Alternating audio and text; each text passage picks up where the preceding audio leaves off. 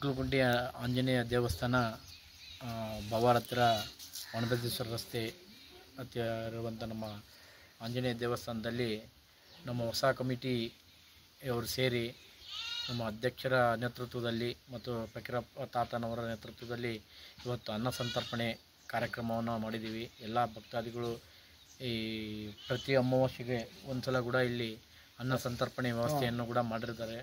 ಇಲ್ಲಿ ಬರುವಂಥ ಭಕ್ತಾದಿಗಳು ಈ ಒಂದು ಅನ್ನ ಸಂತರ್ಪಣೆ ತಗೊಂಡು ದೇವರಿಗೆ ತಾವು ಕೃಪಾತರಾಗಿ ದೇವರಲ್ಲಿ ಒಳ್ಳೆಯ ಭಾವನೆಗಳನ್ನ ಇಟ್ಕೊಂಡು ಭಕ್ತಾದಿಗಳು ಇಲ್ಲಿ ಬಂದು ಈ ಒಂದು ಸೇವೆಯನ್ನು ಪಡೆದುಕೊಳ್ಳಲು ಹೆಚ್ಚಿನ ಸಂಖ್ಯೆಯಲ್ಲಿ ಬಂದು ಈ ದೇವಸ್ಥಾನನ ಜೀರ್ಣೋದ್ಧಾರ ಮಾಡೋ ಒಂದು ದಿಶೆಯಲ್ಲಿ ಎಲ್ಲರೂ ಕೈ ಜೋಡಿಸೋಣ. ನಮ್ಮ ಕಮಿಟಿ ಕೂಡ ಸದಾ ಈ ಒಂದು ಸೇವೆಗೆ ಬದ್ಧರಾಗಿರ್ತೀವಿ. ನಮ್ಮ ಅಧ್ಯಕ್ಷರು ಕೂಡ ಅಷ್ಟೇ, ನಮ್ಮೆಲ್ಲ ಗೌರವಾಧ್ಯಕ್ಷರು, ನಮ್ಮ ಪದಾಧಿಕಾರಿಗಳು ಎಲ್ಲರೂ ಈ ಒಂದು ಸೇವೆಯಲ್ಲಿ ನಿರಂತರವಾಗಿ ಸೇವೆ ಸಲ್ಲಿಸೋಕ್ಕೆ ನಾವು ತಯಾರಿದ್ದೀವಿ. ತಾವು ಬಂದು ಇಲ್ಲೊಂದು ಆಂಜನೇಯ ದೇವಸ್ಥಾನದಲ್ಲಿ ಒಳ್ಳೆಯ ಭಕ್ತಿಯಿಂದ ಬೇಡಿಕೊಂಡು ಒಳ್ಳೆಯ ಇದನ್ನು ಉಳಕ ಅವಕಾಶ ಇದೆ. ಬಂದು ಈ ದೇವರನ್ನ ಪ್ರತಿ ದಿನವೂ ಬಂದು ತಾತನ ಒಂದು ಕೃಪೆಗೆ ಪಾತ್ರ ಆಗಬೇಕಂತ ತಮ್ಮೆಲ್ಲರಲ್ಲಿ ಕೇಳ್ಕೊಳ್ತೇನೆ.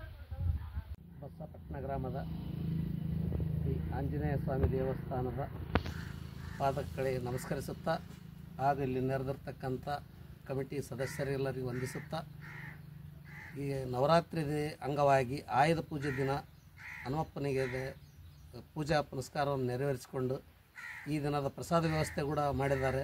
ಸಕಲ ಭಕ್ತರು ಇಲ್ಲಿ ಭಾಗವಹಿಸಿ ಪ್ರಸಾದ ಸೇವೆಯನ್ನು ತೆಗೆದುಕೊಂಡು ಕೃಪಾಪಾತ್ರರಾಗಬೇಕಾಗಿ ವಿನಂತಿ. ಹಾಗೂ ಹೊಸ ಆಡಳಿತ ಕಮಿಟಿಯವರು ಮತ್ತೆ ಇನ್ನೊಂದು ದಿನ ಸೇರಿ ಇಲ್ಲಿ ನೆರವೇರ್ತಕ್ಕಂಥ ಕೆಲಸ ಕಾರ್ಯಗಳಿಗೆ ಒತ್ತು ಕೊಟ್ಟು ಇನ್ನೂ ಮೀಟಿಂಗ್ಗಳನ್ನು ಮಾಡ್ತಾ ಭಾಗವಹಿಸಬೇಕಾಗಿ ಮತ್ತೆ ಕಮಿಟಿಯವ್ರಿಗೆ ಎಲ್ಲರಿಗೂ ಕೇಳ್ಕೊಳ್ತಾ ಇದ್ದೀನಿ. ಆದಷ್ಟು ಶೀಘ್ರದಲ್ಲೇ ಹನುಮಪ್ಪನ ಪ್ರಚಾರಕ್ಕೆ ತರೋಣ ಇಲ್ಲಿದು ಅಂತೇಳಿ ಹೇಳ್ತೇನೆ. ನನ್ನ ಎರಡು ಮಾತು ಮುಗಿಸ್ತೇನೆ.